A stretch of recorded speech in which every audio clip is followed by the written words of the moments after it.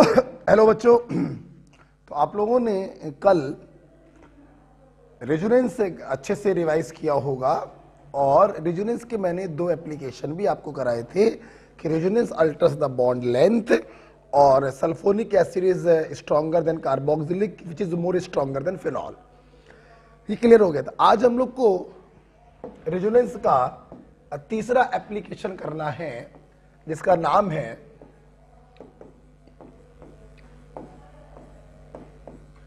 Aromatic compound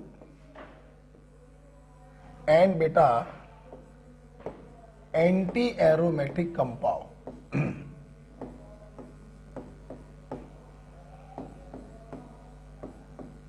ठीक है, देखिए हम लोग कैसे पहचानते हैं हमारा कंपाउंड एरोमेटिक होगा या एंटी एरोमेटिक होगा। देखिए ये कंपाउंड जो होते हैं इनके 5 कैरेक्टर्स होते हैं। पहला, this compound must be cyclic, planar, completely conjugated,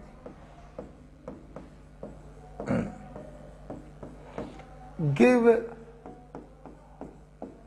substitution reaction, not addition, और लास्ट बड़ा पॉइंट है follow Huckel rule.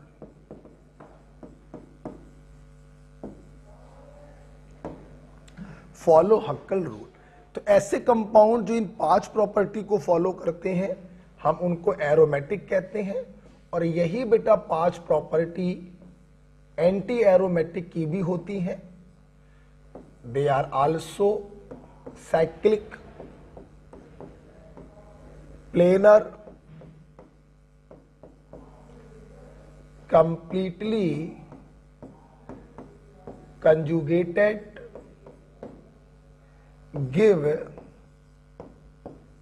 substitution reaction, not addition, and follow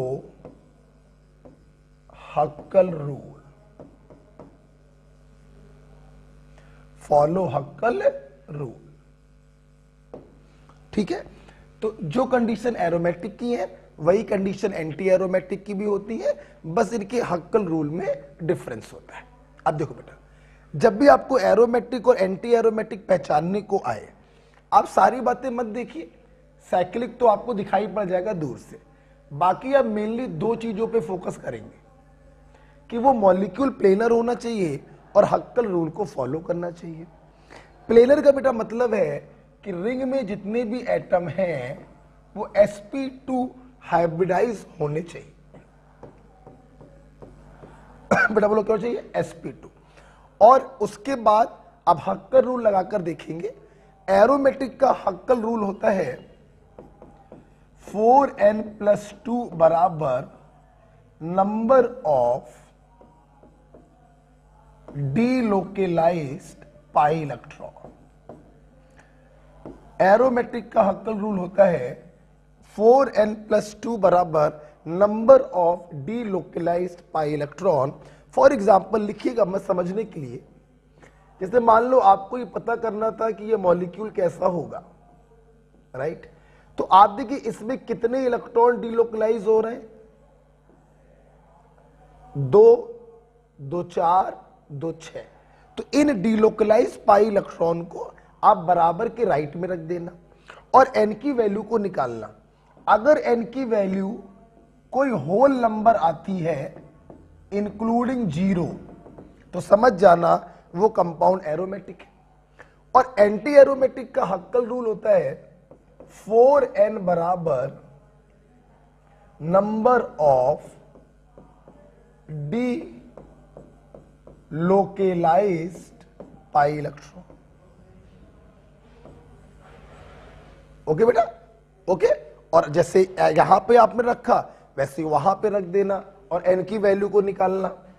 और n की वैल्यू अगर कोई भी होल नंबर आए बट नॉट 0 तो समझ जाना वो कंपाउंड एंटी एरोमेटिक होगा।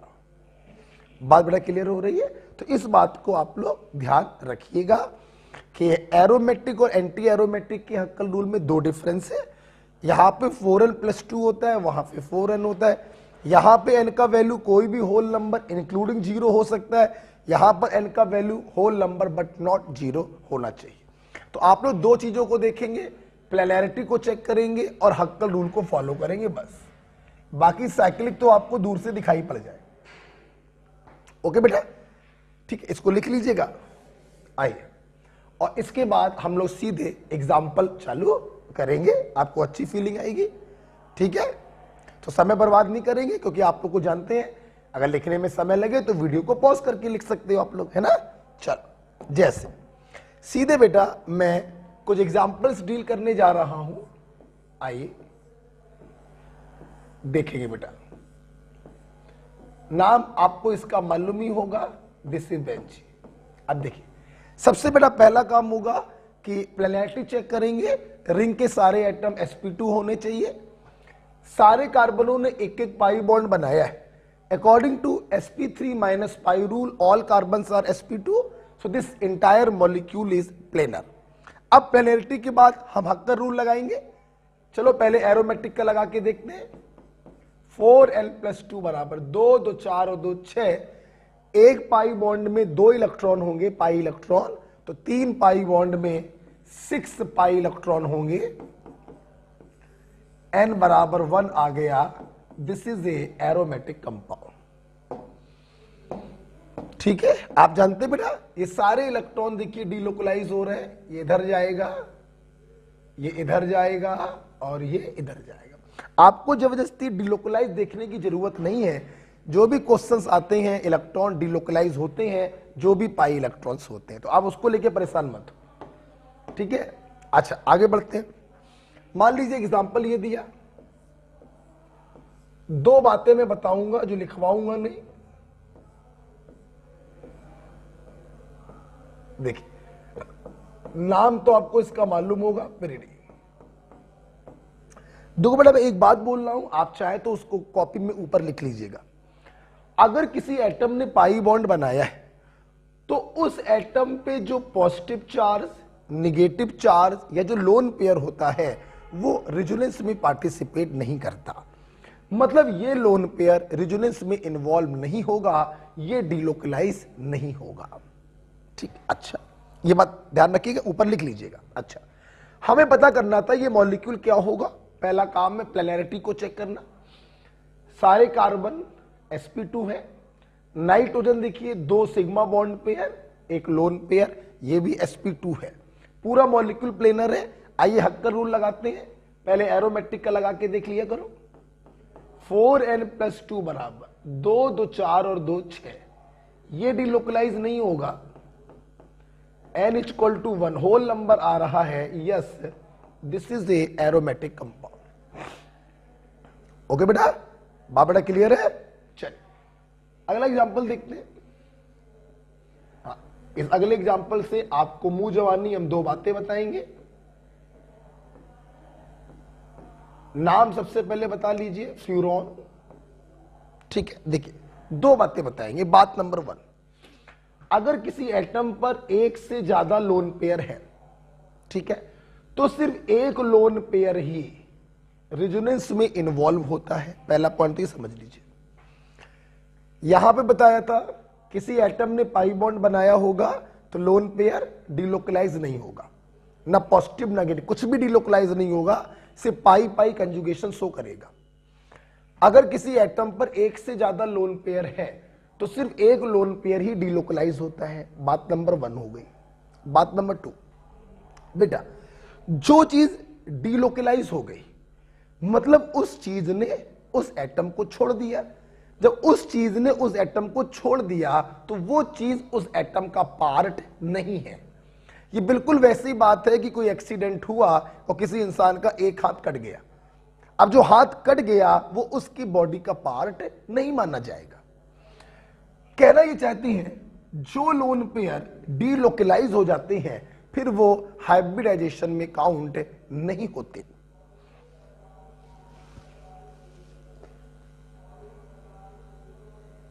सुनिए बेटा, ये चारों कार्बन sp2 में, उसमें कोई शक नहीं। इस एटम को देखिए, 2 सिग्मा वाले बॉन्ड पेयर है और 2 लोन पेयर है। लेकिन एक लोन पे चूंकि चला गया तो अब वो हाइब्रिडाइजेशन का पार्ट नहीं माना जाएगा। तो 2 sigma bond pair, 1 lone pair, ये भी बेटा sp2 है। तो पूरा मॉलिक्यूल क्या हो गया? प्लेनर हो गया। अब लगाइए हक्कल रूल, डीलोकलाइज पाई इलेक्ट्रॉन के बराबर करेंगे, 2 2 4 2 6, ये डीलोकलाइज नहीं हो रहा है, n=1, yes this molecule is also aromatic। Baba clear है? तो मैंने इन 2 एग्जाम्पलों में आपको 3 ऐसी बातें बताई जो लिखवाई नहीं है मैंने, मुंह जबानी बताई, आप लिख लीजिएगा। फिर से रिवाइज कराना चाहूंगा। लेकिन अगर किसी एटम ने पाई बॉन्ड बनाया है तो उस एटम पे रखे लोन पेयर पॉजिटिव और नेगेटिव डीलोकलाइज नहीं होते। पॉइंट नंबर 2, अगर किसी एटम पर 1 से ज्यादा लोन पेयर है तो सिर्फ 1 लोन पेयर ही डीलोकलाइज होगा। पॉइंट नंबर 3, जो लोन पेयर डीलोकलाइज हो जाते हैं वो हाइब्रिडाइजेशन में काउंट नहीं किए जाते। राइट बेटा? चलिए, अगर आपको ये समझ में आ गया है तो तीसरा एग्जांपल आप खुद करिएगा वीडियो को पॉज करके। मान लीजिए मैंने आपको ये एग्जांपल दिया, ये दिया,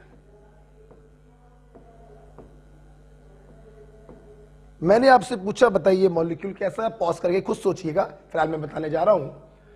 sp2 sp2 sp2, ये सब sp2। अच्छा, ये लोन पेयर डीलोकलाइज नहीं होगा क्योंकि इसने पाई बॉन्ड बनाया। इन दोनों में से सिर्फ एक डीलोकलाइज होगा, एक डीलोकलाइज नहीं होगा। इतना क्लियर? तो ये नाइट्रोजन भी देखो 2 सिग्मा 1 लोन पेयर sp2 है, और ये सल्फर भी 2 सिग्मा 1 लोन पेयर sp2 है। पूरा मॉलिक्यूल sp2 है। अब लगाइए हक्कल रूल, 4n+2 बराबर डीलोकलाइज पाई इलेक्ट्रॉन, 2 2 4 2 6, n बराबर 1, yes this molecule is also aromatic. Okay बेटा? बात बड़ा क्लियर हो रही है? चलिए और देखते बेटा, और देखते।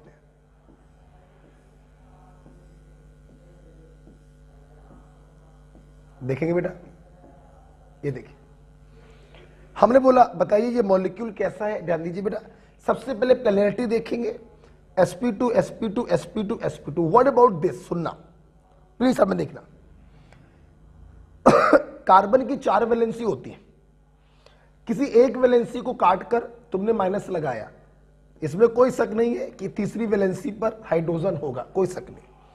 देखिए बेटा, ये जो कार्बन है 3 सिग्मा, नेगेटिव का मतलब बेटा लोन पेयर ही होता है। तो अगर देखा जाए तो ये sp3 है, नो डाउट। लेकिन अभी अभी मैंने यहां पर आपको समझाया था, ये वाला जो नेगेटिव है, आप अगर ध्यान से देखें तो ये रेजोनेंस में इन्वॉल्व हो रहा है, और अगर रेजोनेंस में इन्वॉल्व हो रहा है तो हम इस नेगेटिव को इस कार्बन का पार्ट नहीं मानेंगे। मतलब ये कार्बन भी sp2 ही माना जाएगा। क्लियर? मतलब ये पूरा मॉलिक्यूल क्या हो गया? प्लेनर। अब प्लेनर अगर है तो हक्कर रूल लगाइए, 4n+2 बराबर 2 2 4, ये भी डीलोकलाइज हो रहा है, 2 6, तो n बराबर 1, yes this molecule is also aromatic. तो ध्यान रखिएगा बेटा, हमने जो यहां पे मुंह जवानी 3 बातें बताई थी, बहुत ही इंपॉर्टेंट बात थी। ये नेगेटिव चूंकि डीलोकलाइज हो रहा है तो इस नेगेटिव को इस कार्बन का पार्ट नहीं मानेंगे, हाइब्रिडाइजेशन में काउंट नहीं करेंगे, 3 बॉन्ड पेयर है, मतलब ये sp2 होगा। राइट? और देखिए बेटा, मैंने मान लीजिए आपको ये दिया,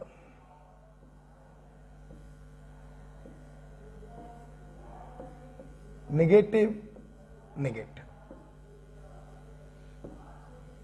ध्यान दो। सबसे पहले देखेंगे प्लेनरिटी को, sp2 sp2, नेगेटिव डीलोकलाइज हो रहा है। अगर नेगेटिव डीलोकलाइज हो रहा तो आप देख चुके हैं कि वो sp2 होता है। ये क्यों डीलोकलाइज हो रहा है आप देख सकते हैं, एक एटम जिस पर नेगेटिव चार्ज, दूसरे जुड़ा सिंगल से, दूसरे और तीसरे के बीच में डबल बॉन्ड, ये पक्का डीलोकलाइज होगा। तो ये भी sp2 हुआ और ये भी sp2 हुआ, प्लेनर हो गया। लगाइए हक्कल रूल, 4n + 2 बराबर 2, 2 4, 2 6,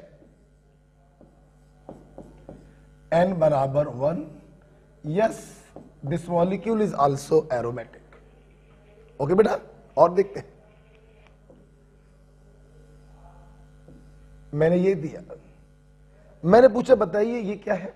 आप देखिए sp2 sp2, ये निगेटिव भी रेजोनेंस में पार्टिसिपेट कर रहा, मतलब ये निगेटिव डिलोकलाइज हो रहा, मतलब इस कार्बन का हाइब्रिडाइजेशन भी sp2 होगा। पूरा मॉलिक्यूल प्लेनर है। अब लगाते हैं हक्कर रूल, पहले एरोमेटिक का लगा के देखते हैं। 4n + 2 बराबर 2 और 2 4, n बराबर 0.5, मतलब ये क्लियर है कि ये एरोमेटिक नहीं होगा। अब एरोमेटिक नहीं होगा तो एक बार एंटी एरोमेटिक का लगा के देखो।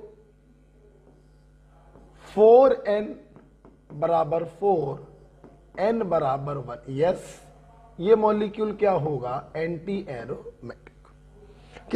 जिस हक्कल रूल को फॉलो कर लेगा वो वैसा हो जाएगा।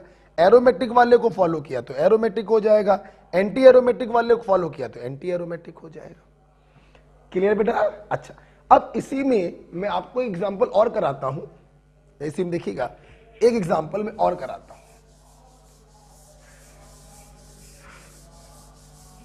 देखना, अब मान लो मैंने आपको एग्जांपल एक ये दिया, ये दे दिया, मैंने पूछा बताइए ये एरोमेटिक है कि नहीं है। ध्यान से देखिएगा, ये 2 कार्बन sp2 में कोई संदेह नहीं, लेकिन ये वाला जो कार्बन है ये आपका देखिए sp3 है। भाई निगेटिव होता तो निगेटिव डिलोकलाइज हो जाता तो sp2 हो जाता, प्लस होता तो sp2 हो जाता, पाई बॉन्ड इस कार्बन ने बनाया होता तो sp2 हो जाता, लेकिन यहां तो एस सच कुछ भी नहीं है, मतलब ये sp3।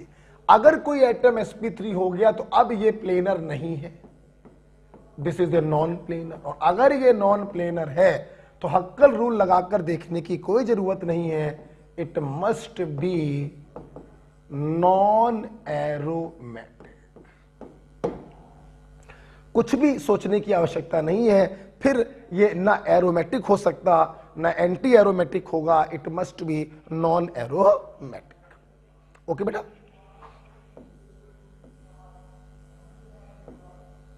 मैंने ये दिया, आप देख सकते हैं चारों कार्बन sp2 है, मॉलिक्यूल प्लेनर है।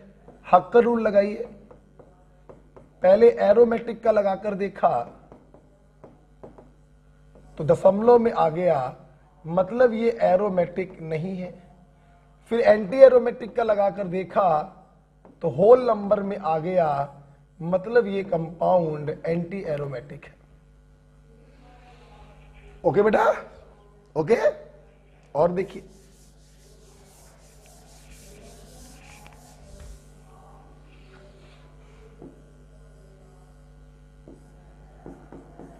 ये दिया,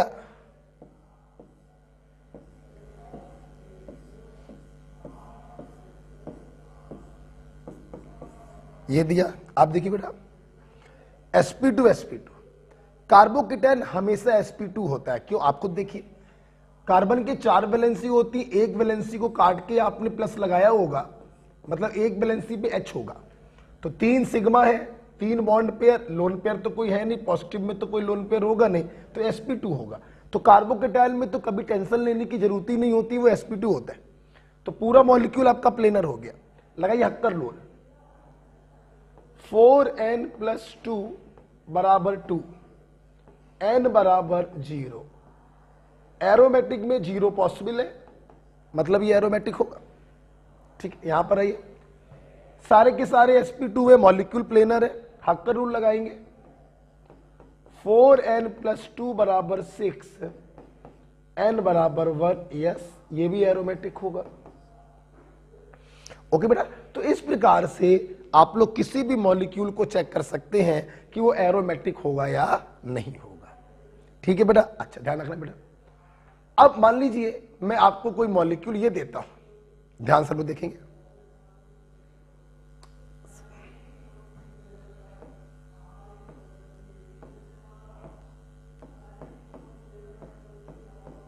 मैंने आपको कोई मॉलिक्यूल ये दिया, ये दिया, ठीक है।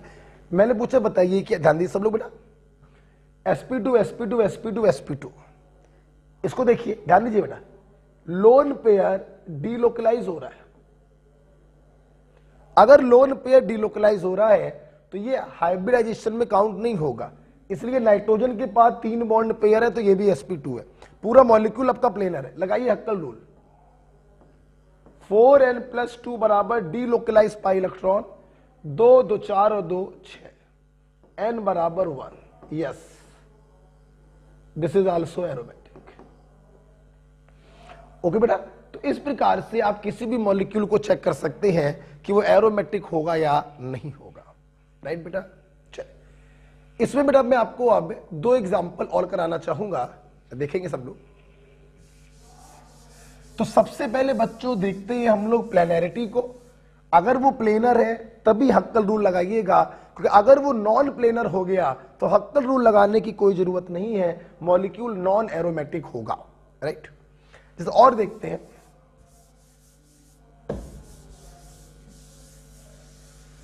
और देखते हैं बेटा, जैसे मान लीजिए मैंने ये देखा, हाँ एक एग्जांपल जरा ये देख लीजिए,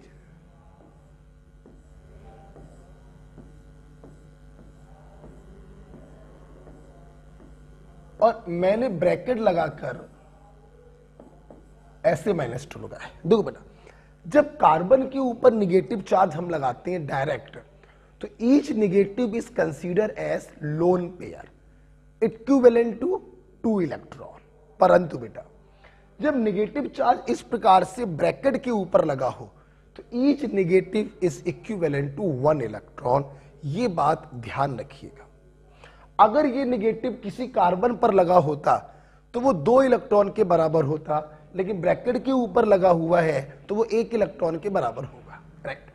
हमें पता करना था ये कैसा होगा। सबसे पहला काम प्लेनैरिटी को चेक करना, सबके सब sp2 है, प्लेनर है। हक्कर रूल, 2 2 4 2 6 2 8 और 2 10, 1 निगेटिव 1 इलेक्ट्रॉन, 2 निगेटिव 2 इलेक्ट्रॉन, 8 और 2 10, n बराबर 2, यस दिस इज एरोमेटिक।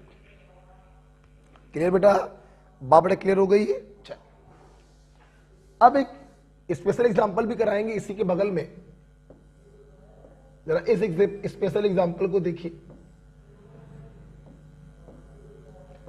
मैंने आपसे पूछा ये मॉलिक्यूल, ध्यान रखिए बेटा ब्रैकेट नहीं लगाया, मैंने आपसे पूछा बताइए मॉलिक्यूल कैसा है, तो आपने क्या किया, सबसे पहले प्लेनैरिटी को देखा, मॉलिक्यूल प्लेनर है, फिर आपने हक्कर रूल लगाया। इतने एग्जांपल करा दिए, आप समझ गए होंगे एंटी एरोमेटिक वाला हक्कर रूल लग जाएगा। एरोमेटिक में तो फ्रैक्शन वैल्यू आएगी, लेकिन एंटी एरोमेटिक में हक्कर रूल लगेगा और ये मॉलिक्यूल कैसा हो जाएगा, एंटी एरोमेटिक हो जाएगा। तो आपने जब इस मॉलिक्यूल में अपना फंडा लगाया तो ये प्लेनर है और एंटी एरोमेटिक के हक्कल रूल को फॉलो कर रहा, तो ये एंटी एरोमेटिक है। तो मैं अपने बच्चों को बताना चाहूंगा ये स्पेशल केस है, ये जो कुछ भी आपने किया है ये गलत है। एक्चुअली बेटा ये जो मॉलिक्यूल है इसका नाम आप लिख सकते हैं साइक्लो ऑक्टा 1357 टेट्राईन। ये जो बेटा मॉलिक्यूल होता है, actually this molecule is non planar tub shaped. ये मॉलिक्यूल आपको देखने में प्लेनर दिखाई पड़ रहा है, लेकिन वास्तव में बेटा ये नॉन प्लेनर टब शेप होता है। और नॉन प्लेनर टब शेप होने के कारण it is neither aromatic nor anti aromatic, it is actually non aromatic. Clear? इसका टब शेप स्ट्रक्चर आप इसी के नीचे बनाइएगा, मैं राइट में बना दे रहा हूं।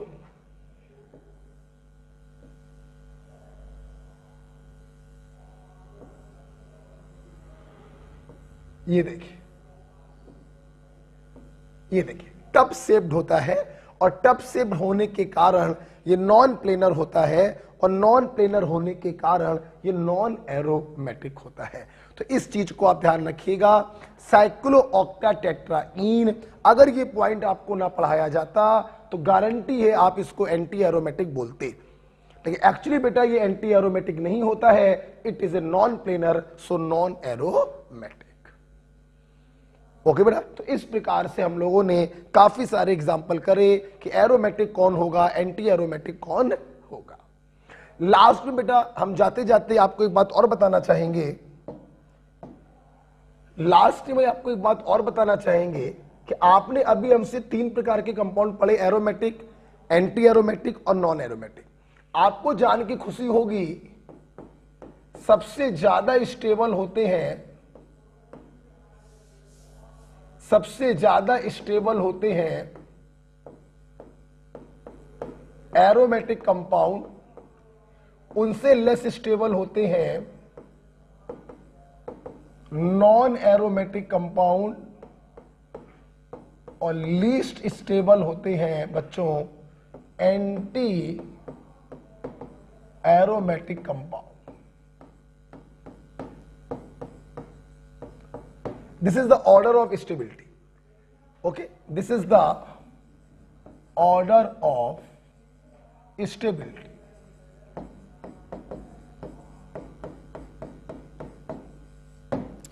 This is the order of stability. Okay बेटा, तो इस प्रकार से हम लोगों ने रेजोनेंस का तीसरा एप्लीकेशन खत्म किया, दैट इज एरोमेटिक और एंटी एरोमेटिक कंपाउंड। इसमें एक स्पेशल केस करवाया है साइक्लोटेट्राईन का, जो देखने में एंटी एरोमेटिक लग रहा है बट एक्चुअली में टब शेप्ड नॉन प्लेनर होने के कारण वो नॉन एरोमेटिक होता है। ओके, चलिए अब हम लोग तीसरे के बाद चौथा एप्लीकेशन पढ़ने जा रहे हैं, दैट इज, ध्यान से इसको देखिएगा, stability of substituted benzyl carbocation. देखिए बेटा,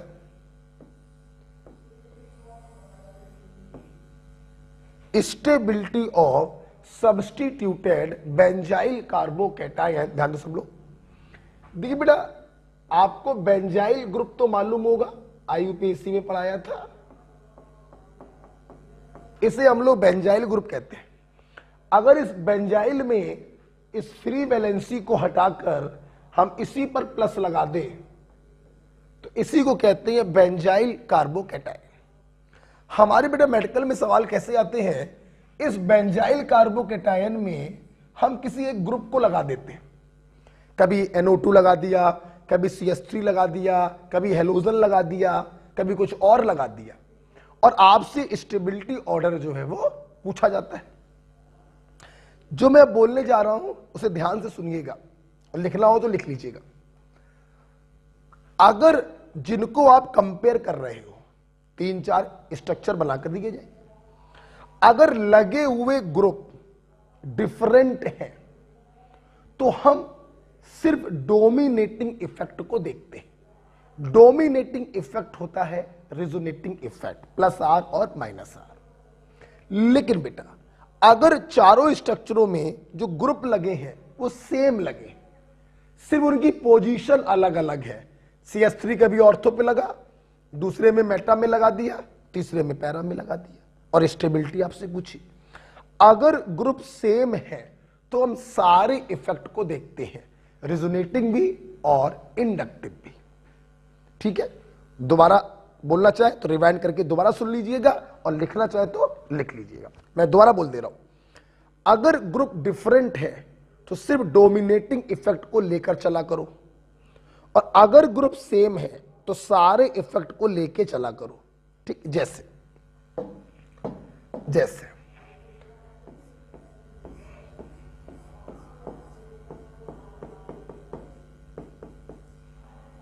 मैंने ये दिया,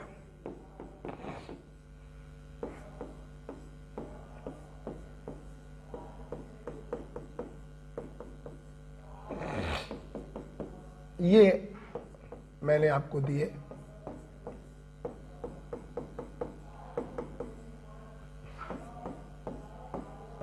और एक ग्रुप ये लगा दिया, और हमने पूछा इनका स्टेबिलिटी ऑर्डर बताइए। ग्रुप देखिए डिफरेंट लगे हुए हैं, तो डोमिनेटिंग इफेक्ट रिजोनेटिंग इफेक्ट को लेके चलेंगे। लोन पेयर के कारण it is plus R, hyper conjugation के कारण इट इज प्लस आर, यहां पे कोई इफेक्ट नहीं है, और पाई बॉन्ड के कारण it is minus R. According to पोरवाल्ट्रिक लाइक फेवर लाइक, प्लस वाले प्लस की स्टेबिलिटी बढ़ाते हैं और माइनस वाले प्लस की स्टेबिलिटी घटाते हैं।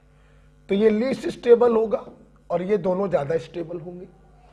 अब इन दोनों में कौन ज्यादा स्टेबल होगा?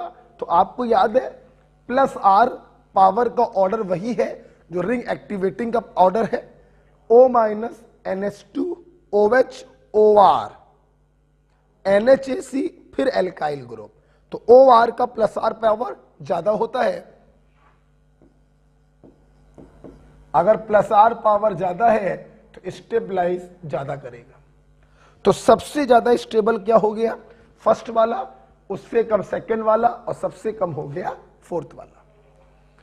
तो stability of substituted benzyl carbocation. Group चूंकि डिफरेंट थे तो हमने सिर्फ डोमिनेटिंग इफेक्ट को देखा है, राइट? अच्छा, अब जरा सुनना, मान लो बेटा मैं अगला एग्जांपल बना के दूं, आप इसको लिख चुके होंगे, ठीक है? अगला एग्जांपल देखिएगा। अब मैं सेम ग्रुप लगाने जा रहा हूं। अब मैं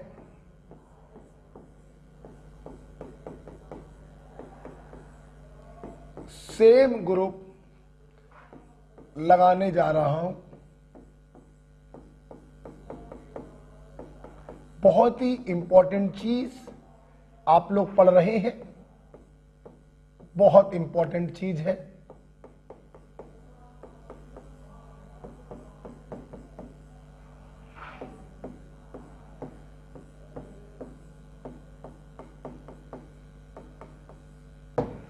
जब बेटा ग्रुप आपने सेम लगा दिए हैं तो हम लोग सिर्फ देखेंगे, सारे इफेक्ट को देखेंगे। देखिए, हाइपर कंजुगेशन के कारण मिथाइल ग्रुप प्लस आर होता है और इंडक्टिव में ये प्लस आई होता है, अगर आपको याद हो।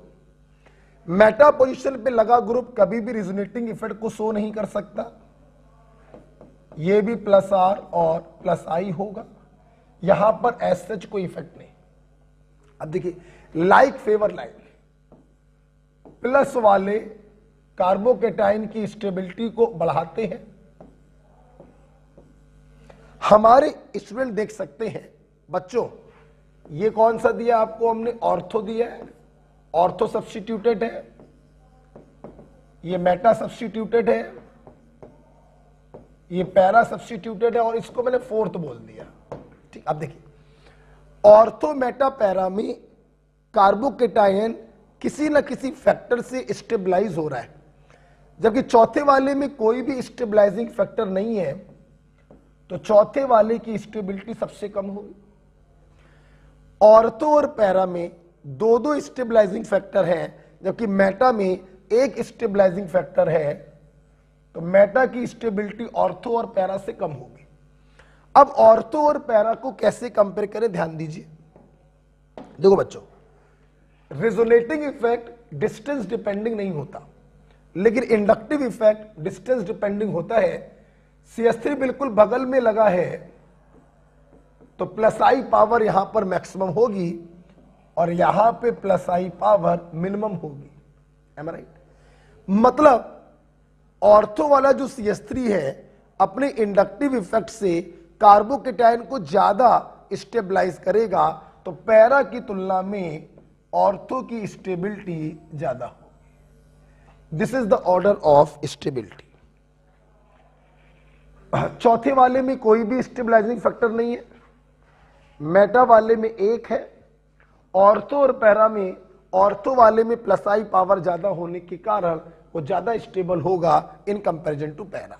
This is the order of stability.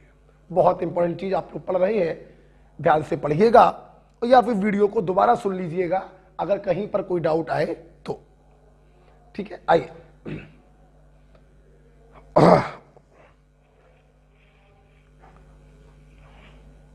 देखते हैं बेटा।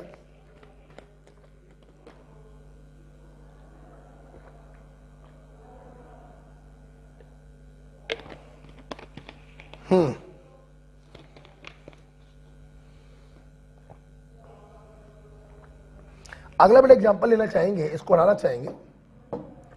जरा अगला एग्जांपल बेटा देखो, ये मैं करके दिखा रहा हूं, लास्ट एग्जांपल है इसके ऊपर। अब की बार बेटा मैंने OCH3 लगा दिया, ऑर्थो पे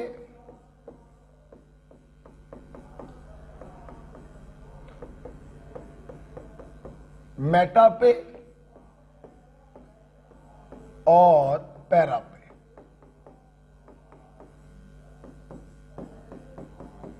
और एक बार कोई भी ग्रुप नहीं लगाया, सिंपल ऐसे ही छोड़ दिया, जिसको हम लोग बोल रहे हैं फोर्थ। ठीक है, तो ये आपका ऑर्थो है, ये आपका मेटा है, ये आपका पैरा है और ये आपका फोर्थ है। ठीक है, देखो बेटा, चूंकि बेटा ग्रुप क्या लगे हुए हैं, सेम लगे हुए हैं, तो हम दोनों इफेक्ट को देखेंगे। लोन पेयर के कारण ये +R है और इलेक्ट्रोनेगेटिव होने के कारण ये -I है। -I पावर ऑर्थो पे ज्यादा होगी, मेटा पे सिर्फ -I और यहां पे +R -I मिनिमम, यहां पे कुछ भी नहीं। अब देखो बेटा, अब की बार मैंने एक ऐसा ग्रुप लगाया है जिसका रेजोनेंस और इंडक्टिव एक दूसरे के अपोजिट है। ऐसा ग्रुप लिया है, जानबूझ के लिया है। तो +R के कारण ये प्लस की स्टेबिलिटी बढ़ाएगा, जबकि माइनस के कारण घटाएगा, माइनस के कारण घटाएगा और प्लस के कारण बढ़ाएगा। अब देखो बेटा, जानते हो बेटा, हम लोग 4 प्रकार के इलेक्ट्रॉनिक डिस्प्लेसमेंट पढ़ते हैं। 3 आप पढ़ चुके हो, इंडक्टिव, इलेक्ट्रोमेरिक और ये रेजोनेंस। चौथा पढ़ोगे हाइपर कंजुगेशन। इन चारों इफेक्ट में सबसे पावरफुल इफेक्ट होता है रेजोनेंस। रेजोनेंस बच्चों जो करता है फिर वही होता है, दूसरे इफेक्ट उसकी बात को काट नहीं सकते। जैसे रेजोनेंस कह रहा है ये स्टेबलाइज होगा, इंडक्टिव कह रहा है ये डीस्टेबलाइज होगा, तो बात आप किसकी मानोगे? रेजोनेंस की, और ये ओवरऑल स्टेबलाइज माना जाएगा। उसी प्रकार से ये भी ओवरऑल स्टेबलाइज माना जाएगा। ठीक है, तो ध्यान से देखिए, ऑर्थो और पैरा ओवरऑल स्टेबलाइज हो रहे हैं, मेटा ओवरऑल डिस्टेबलाइज हो रहा, चौथे वाले में कुछ नहीं हो रहा। तो मेटा वाले की स्टेबिलिटी सबसे कम, चौथे वाले की स्टेबिलिटी उससे ज्यादा। अब ऑर्थो और पैरा को कैसे कंपेयर करें? स्टेबलाइजिंग फैक्टर दोनों में सेम है, यहां पर डीस्टेबलाइजिंग फैक्टर ज्यादा, तो ऑर्थो डीस्टेबलाइज कंपैरेटिवली ज्यादा होगा, तो ऑर्थो लेस स्टेबल होगा और पैरा मोर स्टेबल होगा। This is the order of stability. Okay बेटा, तो इस प्रकार से देखिए हमने हर प्रकार का केस आपको कराया और आपको समझाने का प्रयास किया कि कैसे क्या हो रहा है। अगर आपको ये चीज समझ में आई है तो एक अगला एग्जांपल हम दे रहे हैं, रफ कॉपी पे करिएगा, फेयर पे भी कर सकते हैं। ठीक है, इसको लिख लीजिए। मैंने कार्बोकेटायन के ऊपर आपको केस बनाकर दिए हैं। अब अगला एग्जांपल मैं आपको कार्बन आयन के ऊपर दे रहा हूं, सोच के बताइएगा सब लोग। ओके बेटा, देखिए,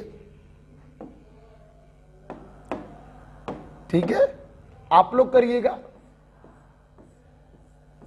चलिए मेरे साथ साथ 4 बेंजाइल कार्बन आयन बनाइए। और अब की बार बेटा मैंने मान लो ग्रुप लगा दिया है NO2, मान लो।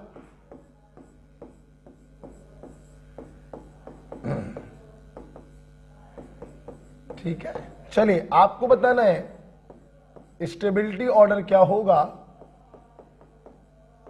एक ये दे रहे हैं,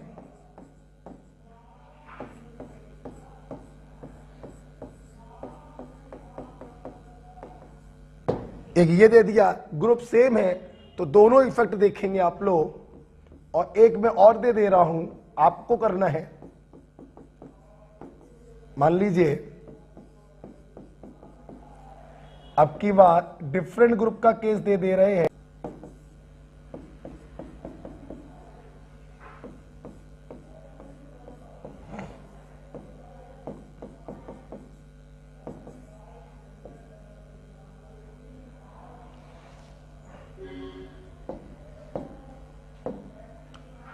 डिफरेंट ग्रुप का केस दे रहे हैं।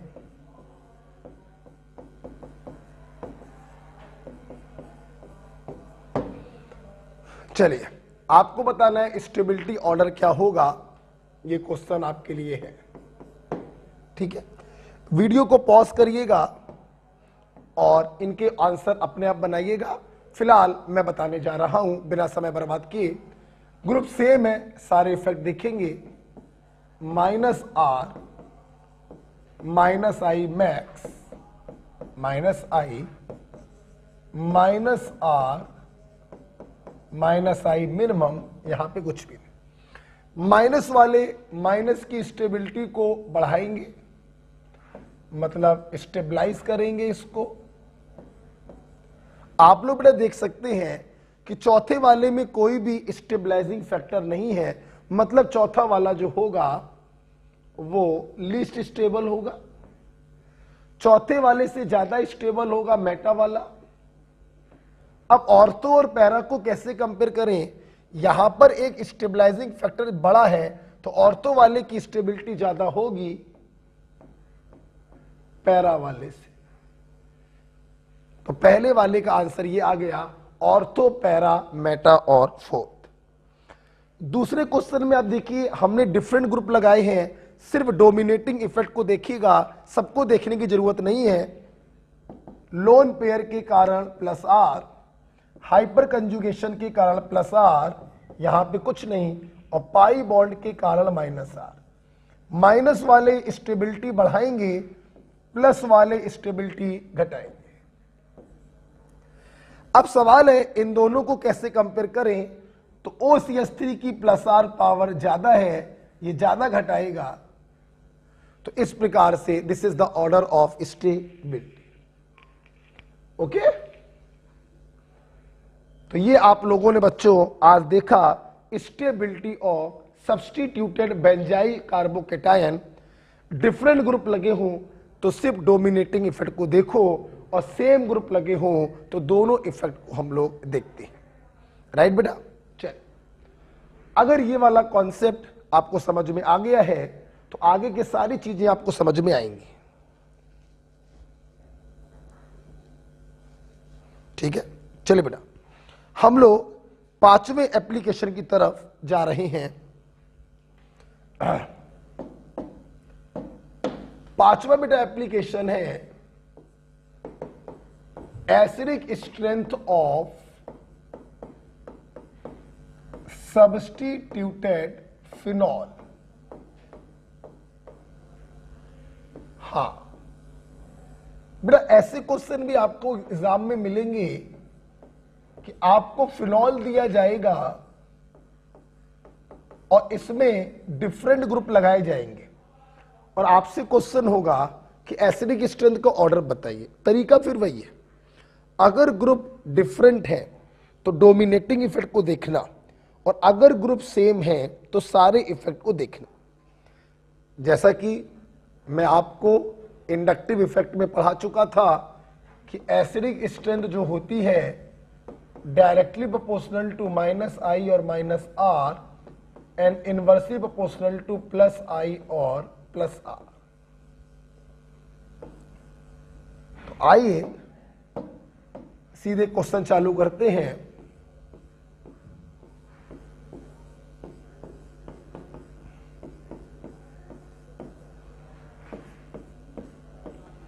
पहला मैं एग्जांपल दे रहा हूं,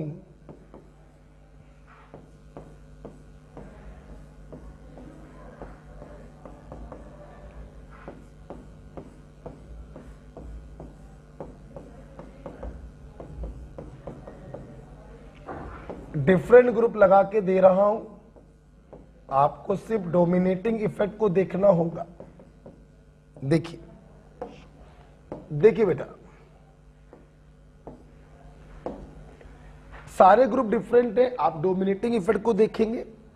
NO2 का डोमिनेटिंग इफेक्ट रेजोनेटिंग होता है, हेलोजन का डोमिनेटिंग इफेक्ट -I है, क्योंकि +R से ज्यादा पावरफुल इनका क्या होता है, -I होता है। यहां पे कुछ भी नहीं है, यहां पे +R है, यहां पे प्लस। माइनस वाले एसिडिक स्ट्रेंथ को बढ़ाते हैं और प्लस वाले एसिडिक स्ट्रेंथ को घटाते हैं। लास्ट के दोनों लेस एसिडिक होंगे, पहले दोनों ज्यादा एसिडिक होंगे। अब इन दोनों में कौन ज्यादा एसिडिक होगा, तो रेजोनेंस जो भी करता झेल के करता है, तो रेजोनेंस के कारण अगर एसिडिक स्ट्रेंथ बढ़ रही है तो ज्यादा बढ़ेगी। इन दोनों को कैसे कंपेयर करें, अभी अभी आप लोगों ने देखा था कि OCH3 की +R पावर ज्यादा है, तो ज्यादा डी एसिडिक स्ट्रेंथ को कम कर देगा, तो ओवरऑल ऑर्डर ये बनेगा।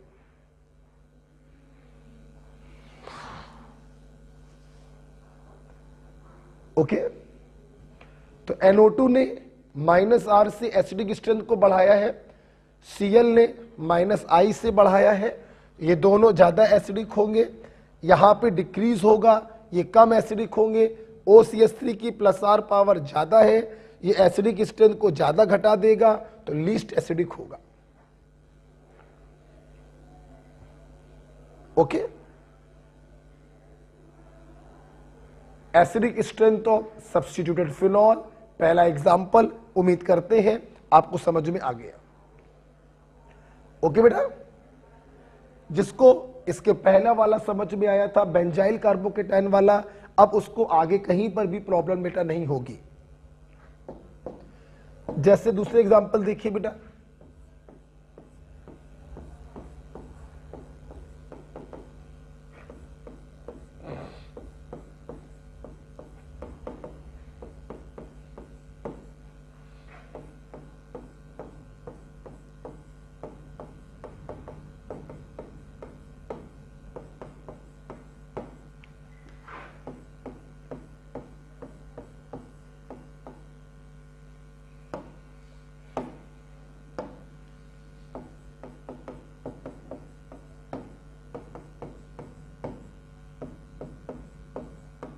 देखिए बेटा, अब देखिए बेटा, यहां पर तो साफ साफ दिखाई पड़ रहा है कि यहां पर ग्रुपों का सीधे सीधे नंबर बढ़ता जा रहा है।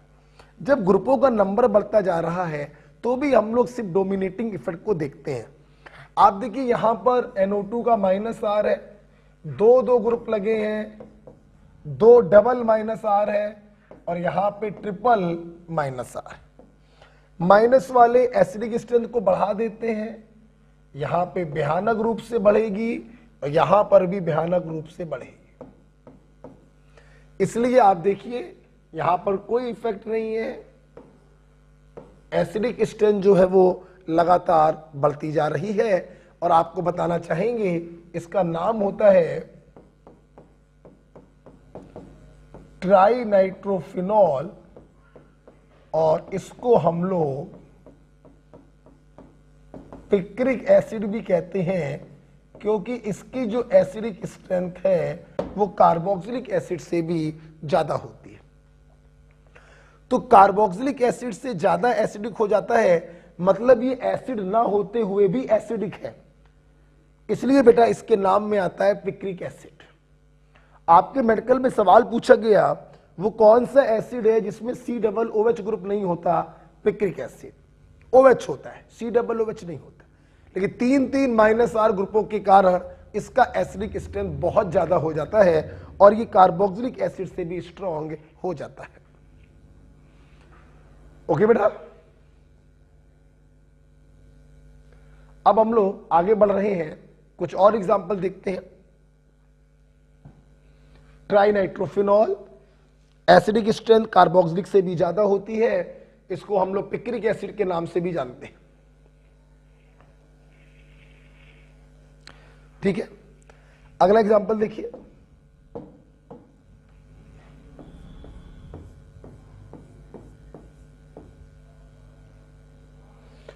अब कि मैं सेम ग्रुपों को लगा रहा हूं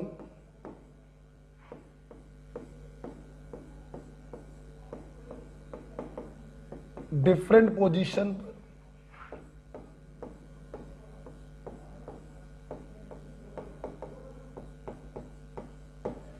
सेम ग्रुपों को लगा रहा हूं डिफरेंट पोजीशन पर, मेरे स्टूडेंट को समझना चाहिए। अब हम लोगों को सारे इफेक्ट को देखने पड़ेंगे। ये ऑर्थो नाइट्रोफिनॉल है, ये मेटा नाइट्रोफिनॉल है, ये पैरा नाइट्रोफिनॉल है, और इसको सिंपल हम फोर्थ बोल दे रहे हैं। NO2 ने -R होता है, -I मैक्स, मेटा पे रिजोनेटिंग इफेक्ट नहीं होता, कुछ नहीं। माइनस वाले एसिडिक स्ट्रेंथ को बढ़ाते हैं,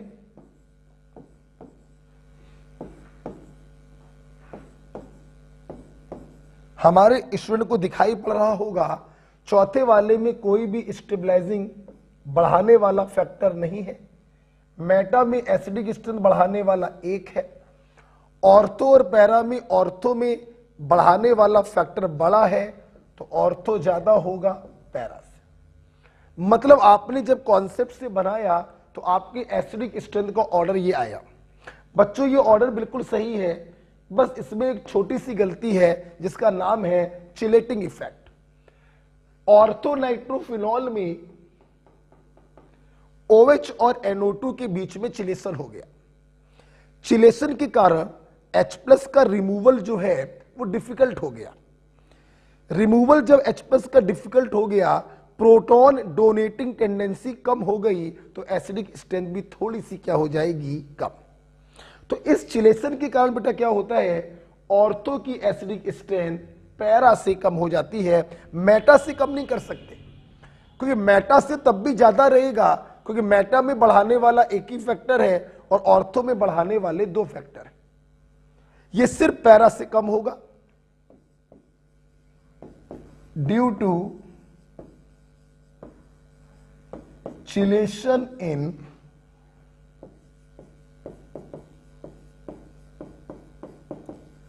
ऑर्थो नाइट्रोफिनॉल।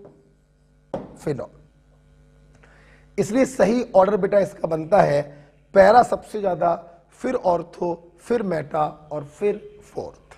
तो ध्यान रखिएगा, जब सेम ग्रुप होते हैं तभी ये चिलेटिंग प्लेटिंग इफेक्ट पिक्चर में आता है। अगर ग्रुप डिफरेंट है या उनका नंबर बढ़ रहा है तो सिर्फ डोमिनेटिंग इफेक्ट को देखो और कुछ मत देखो। क्लियर? जैसे एक एग्जांपल और लेते हैं जिसमें सेम ग्रुप को लगाकर हम आपको दिखाएंगे। एक एग्जांपल बच्चों हम और लेंगे, इसमें ये मैं हटाना चाहूंगा। चिलेटिंग इफेक्ट ध्यान रखिएगा ऑर्थो नाइट्रोफिनॉल में होता है, पॉज करके आप लिख सकते हैं। मैंने बेटा मान लीजिए ये ले लिया, फिनॉल ही लिया है और अब की बार हेलोजन लगाया,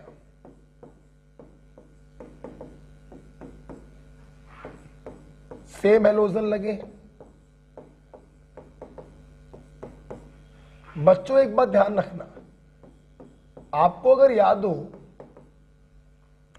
हेलोजन +R भी होते हैं और -I भी होते हैं, लेकिन इनका डोमिनेटिंग इफेक्ट होता है -I। मैं आपको बताना चाहूंगा हेलोजन का हमेशा हम लोग -I देखते हैं, इसके +R इफेक्ट को देखने की जरूरत ही नहीं है, सिर्फ -I इफेक्ट को देखते हैं, चाहे सेम लगे हो चाहे डिफरेंट लगे हो। तो यहां पर रखिए -I मैक्स होगा, यहां पे -I और यहां पे -I मिनिमम। बच्चों आपके मन में आ रहा होगा सर ग्रुप जब सेम लगे होते हैं तो दोनों इफेक्ट को देखा जाता है, मैं मना नहीं कर रहा हूं, लेकिन हेलोजन के केस में हम लोग हमेशा -I इफेक्ट ही देखते हैं, चाहे हेलोजन सेम लगे हो डिफरेंट पोजीशन पर और चाहे डिफरेंट लगे हो सेम पोजीशन पर। ओके, तो आप समझ गए होंगे माइनस वाला एसिडिक स्ट्रेंथ सबसे ज्यादा बढ़ाएगा, यहां पे थोड़ी बढ़ेगी, ऑर्डर बनेगा ऑर्थो, मेटा, पैरा और ये फोर्थ वाला। लेकिन बेटा एक बात और ध्यान रखना, ये ऑर्डर तभी तक है when halogen is Cl Br और I। यहां पे फ्लोरीन नहीं होगा। अगर बेटा ये हेलोजन फ्लोरीन हो गया तो ऑर्थोफ्लोरोफिनॉल में हो जाता है चिलेशन, जिसके कारण ऑर्थो की एसिडिक स्ट्रेंथ 2 कदम पीछे जाएगी, मेटा और पैरा के पीछे जाएगी। ध्यान रखिएगा, तो यहां लिखवाऊंगा मैं इन ऑर्थोफ्लोरोफिनॉल चिलेशन अकर। जैसे इसके पहले वाले एग्जांपल में ऑर्थो नाइट्रोफिनॉल में चिलेशन था, वैसे यहां पे ऑर्थोफ्लोरोफिनॉल में होगा। हेंस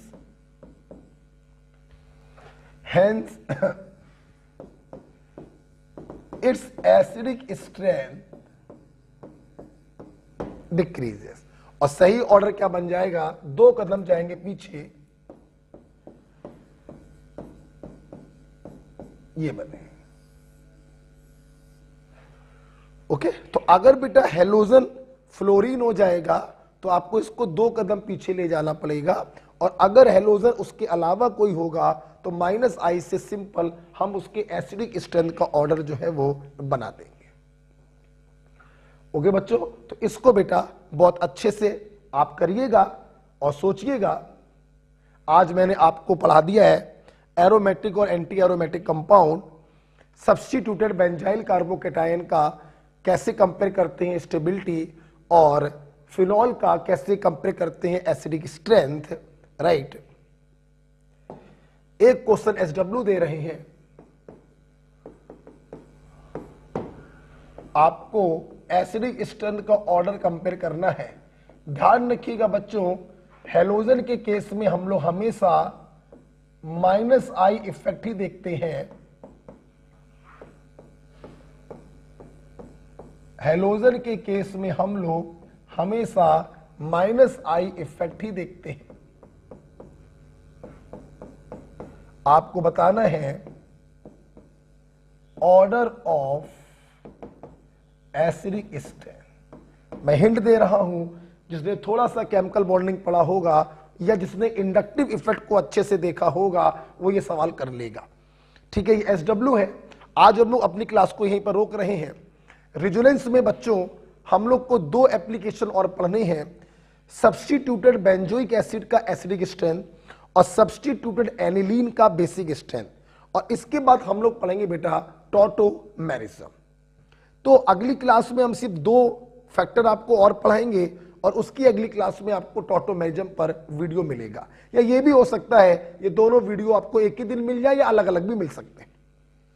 क्लियर बेटा? तो चलिए आप आज की क्लास यहीं पर स्टॉप करते हैं। जितना भी बेटा आपको पढ़ाया गया है आप इसको बार बार रिवाइज करिएगा, और रफ कॉपी पर अपने आप स्ट्रक्चर बना लिए, फेयर कॉपी बंद कर दी, अब अपने आप -R +I करके उसको देखिएगा।